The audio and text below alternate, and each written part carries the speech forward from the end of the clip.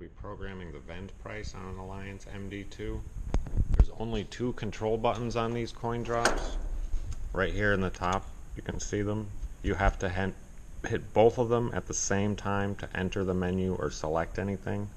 The one on the right will move you up through the menus. The one on the left will move you down. So to change your vend price, you have to hit both buttons simultaneously, and the screen will show ATS. That's the option you want to change the price. Hit both buttons simultaneously again to select it, and you'll see a price again. Now use the up or down buttons to change the price to what you want.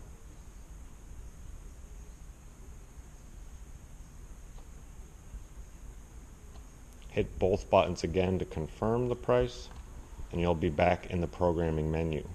Hit the up or down buttons until you see end. Hit both buttons again to save. Once the screen is flashing your new price, everything is saved and ready to go.